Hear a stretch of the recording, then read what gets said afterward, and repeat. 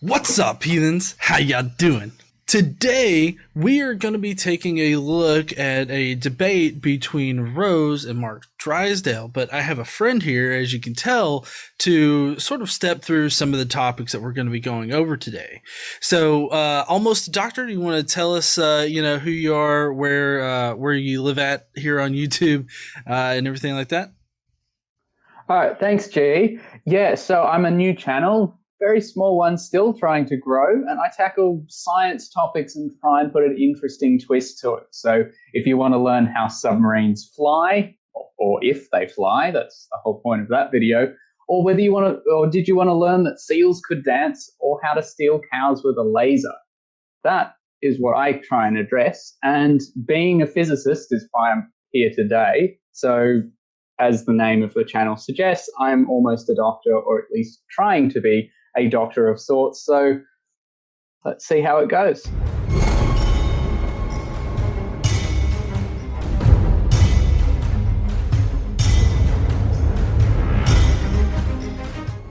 We both saw the debate, and I know kind of the first place we want to start out with is, talking about this adherence to amateur scientists. Is that and it's not just him, it's so many amateur astronomers who have all tried this. And I wish that we all had telescopes so everyone can go out and test this every time that there's a solar eclipse.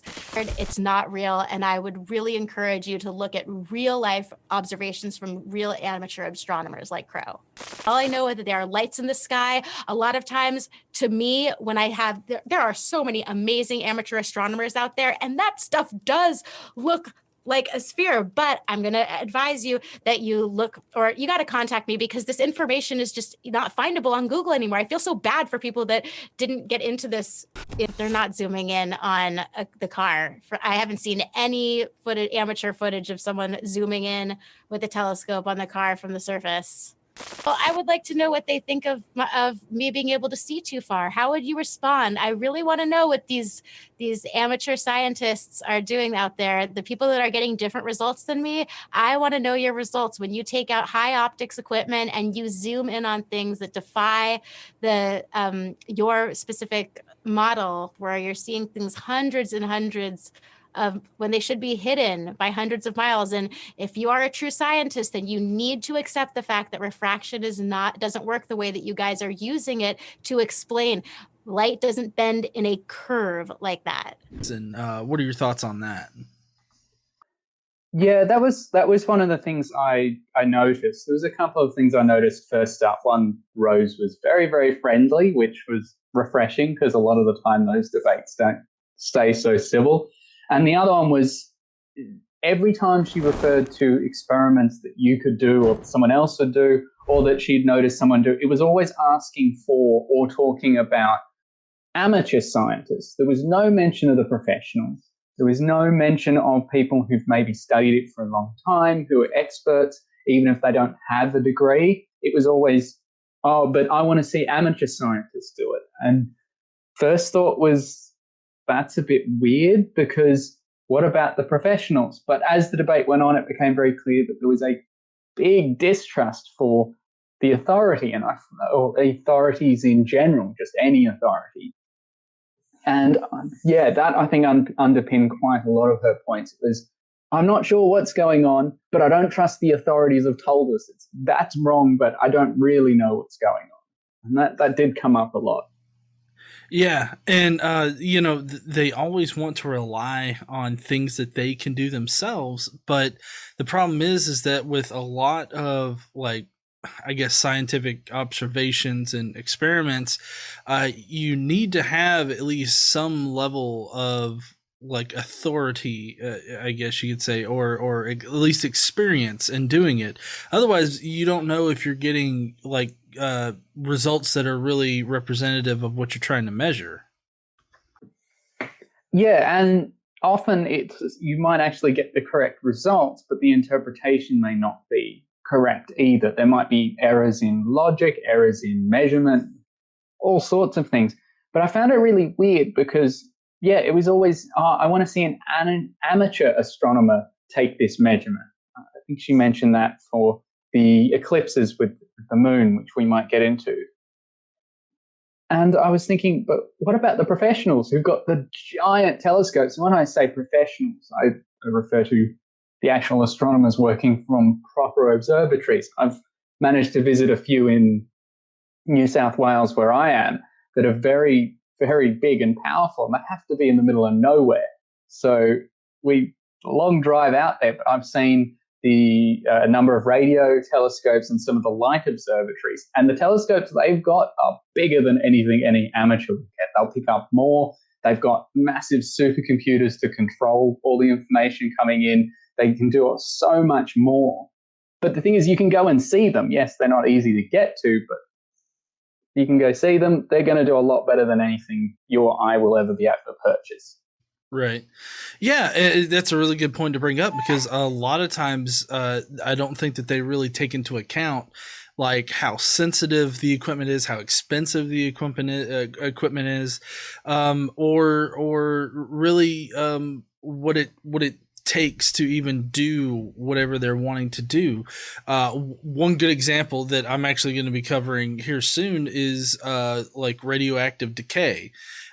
There's like young Earth creationists. They'll send samples off to a lab that can't actually do the radiometric dating properly that they want, but they'll send like rocks from the Mount St. Helens eruption, and they'll send it to these labs, and these labs will do their tests for them, but it'll come back with bad dates because of how young like the rock is. And I don't think that a lot of and it's not just flat earthers, but just sort of science denying people, because that's effectively what Rose is doing here, is denying the science that proves her wrong in favor of amateurs that seem to run tests or make observations that prove her right. Seems like a lot of confirmation bias going on. Yeah, it definitely does. And there was another thing I noticed as well along those lines. It's not just with Rose, but with a lot of the science guys, was that they don't trust the authorities, particularly flat earthers, because they all seem to be in, oh, but I've done the experiment myself, so that trumps something that someone else tells me that they can do. No, every single science experiment out there that's been done professionally, anything I've done, not that I have many publications, I've got one and my name on a few, hopefully more coming, but all of the publications that are out there have method sections. They have to. They won't be accepted without them. So it's not a matter of indoctrination or just, we're going to make stuff up to make it look pretty. I mean, if you're going to make it up, you'd make it much nicer than what they do. And even when you go through the paper review process, so this is when you want to publish a scientific article, so say you did all these experiments, or you ran some simulations, you did some theory, whatever it was, and you made some advancement, you want to tell the world about it, you've got to go through peer review. And before you get to that, you also got to go through just a reviewer. You've got to give it to someone who knows. They will read over it and be like, no, this is not good enough. This is what we want you to change. Now, occasionally you get through without any review, but that is extremely rare. Most of the time it's, no, your method's not good enough. We want more in this area, or I don't think this quite proves it. So it's not a authoritarian setup to this at all. It's anyone can publish, anyone can do it. It's just you generally need to be a professional because it's hard. There's a lot to know. So to make advancements on it takes a long time. And this idea that it's like, oh, but the amateurs do it. Yeah, but the professionals did that, years or decades or even sometimes centuries ago. And they have better equipment to do it with. Oh, yeah, definitely. I have also noticed that, in these flat earth discussions, a lot of times, people will give them like experiments or whatnot that they can do as a technical or professional person. Like, for instance, with the sun and how far away it is, you can do parallax measurements. And that's relatively easy to do, and it really only takes a cursory understanding of mathematics in order to understand how to measure the distance or how far away the sun is, right? But it seems like they anything that you give them that is something that they can do that will yield results that are favorable to the globe Earth is immediately discounted. Um, and so it's just kind of odd how they want to be able to do these things themselves, but when they do these things themselves and they get results that are, showing that the Earth either rotates or that it's a globe, it immediately is discarded. So it really does seem like they're just wanting to confirm their own bias there. Yeah, I think one of the best examples of that was probably Bob's measurement, which I think almost every channel that has tackled flat Earth at some point has played. I'm not sure if you'll play it here, but I think almost everyone who watches flat Earth debunking videos will know about that one. And Rose brought that up. Says, Rose, what do you think of about Bob proving a 15 degree per hour drift? The same equipment used in modern commercial jets. It is accurate and precise. Okay, well, that is exactly what I was referring to. The 15% of the 15-degree drift is not as a result of the spin. It's a result of the luminiferous ether. And the way that we can prove that is because you can go to the same exact latitude to a high elevation and a low elevation. Even in the experiment that I'm talking about that Bob did was 10,000 feet difference, and they got two different measurements. They got two different results over 1 degree. That's impossible on the heliocentric model. And so it is impossible, not acceptable to attribute that 15-degree drift.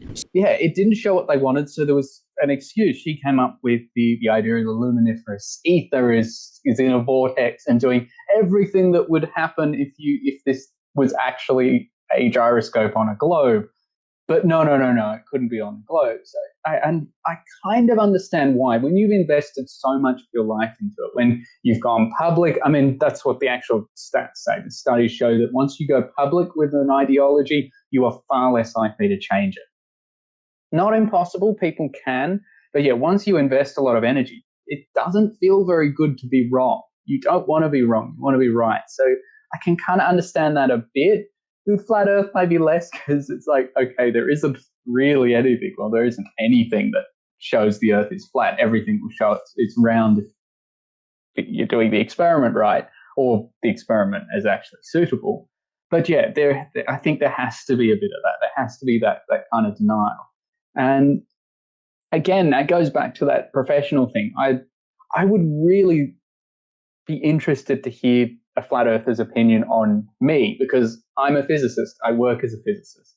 I'm not an astronomer, but I work very, very closely with astronomers. I know a lot of astronomers. I've even built a setup for someone else who's working on equipment for telescopes. If I wander through all the labs that I have access to, I get to see all sorts of robots and fiber optics that are going to be attached to telescopes. My group has made CubeSats in the past, things like that. And they always say, oh, yeah, but the authorities are brainwashed, or it's compartmentalized, so they don't really know about the lies.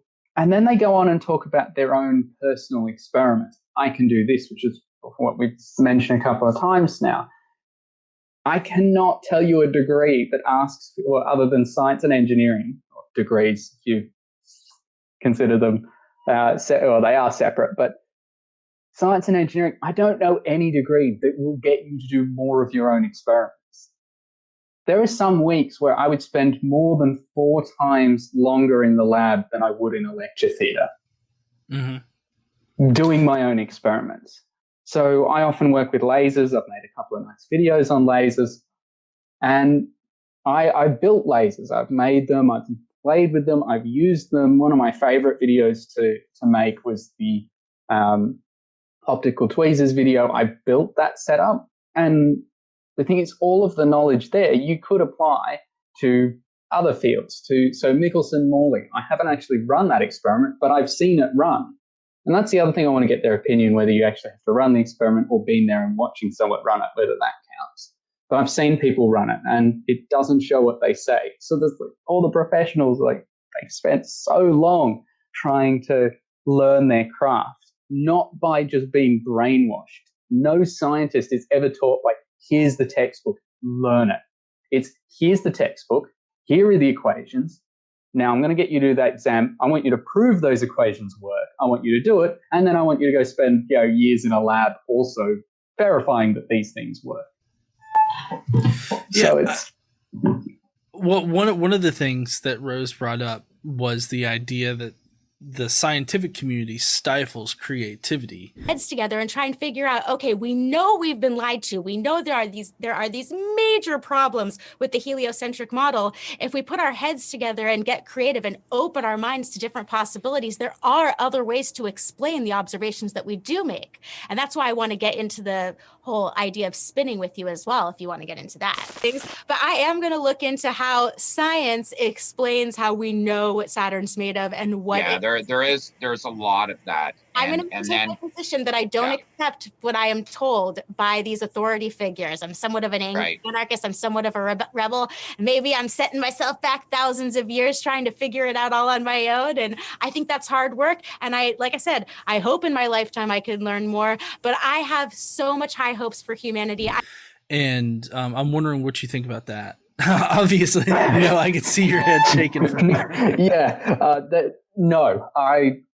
For me, I mean, look, it's going to be different for everyone. Everyone has a different level of creativity. People are creative in their own individual ways, but I have never felt stifled. I've done a number of different research projects when I was undergrad. Now I'm doing full-time research. I did honors, which is like a 1-year master's for anyone who's not familiar with the odd way that Australia and I think the UK are the only countries that do it, as far as I'm aware. And at no point did I ever feel like I was being stifled. It's kind of like a lot of the projects I've been given, even PhD here, it's a little more, you get a little more freedom than I think the States, where it's a bit more up to your supervisor. But here it's like, okay, here's a PhD. You can start in this area, but you don't have to finish there. You can start going, and if you think that's an interesting area and you want to go pursue that, you can do that. I've started projects with one goal in mind. You get halfway through and it's like, okay, this other area is working really well. Why don't you pursue that? I've been in meetings where we're just discussing results and there was some minor little side result, but I was like, oh yeah, by the way, I did this a while ago. I think someone mentioned it. So I tested this and it worked. And they're like, oh, that's actually probably going to be your best results for the year. That was my year last year. I got a publication that way. It was one of the side ones that I didn't pay a lot of attention to, but then it was like, oh yeah, it actually is. You go after these things.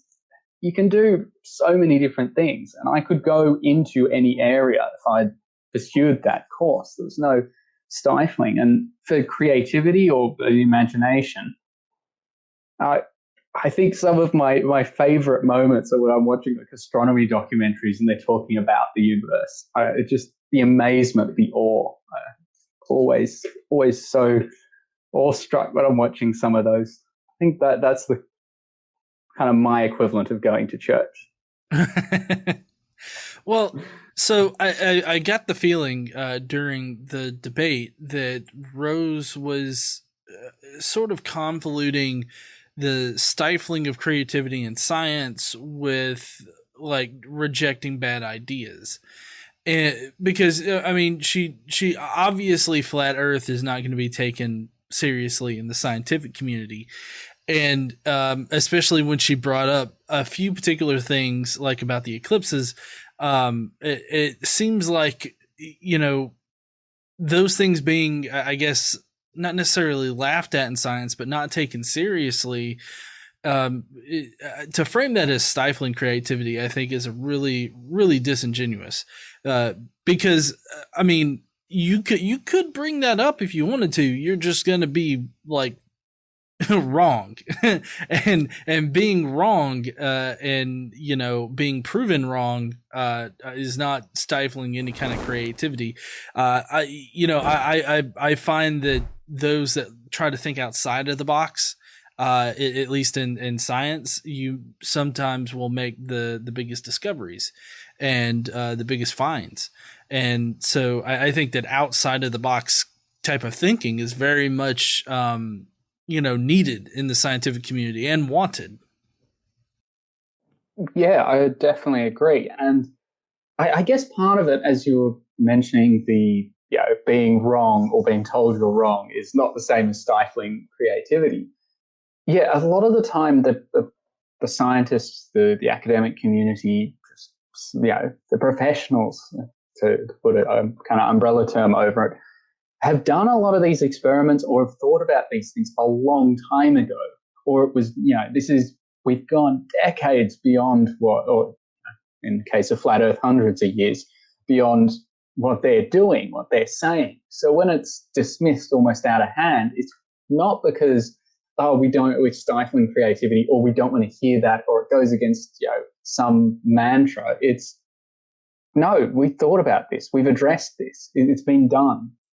And it's out there for them to look at. I'd be very curious to see how many flat earthers have read proper science papers, not articles they found on the internet, like the popular science ones, as good or bad as some of them are, but the actual journals that are published, by like Nature, Science, by trying to think of all the other ones. So like the Journal of the American Chemical Society, things like that. It doesn't have to be about astronomy. I'd just be curious as to how many of those papers they've read, because that's where they'll find all that information.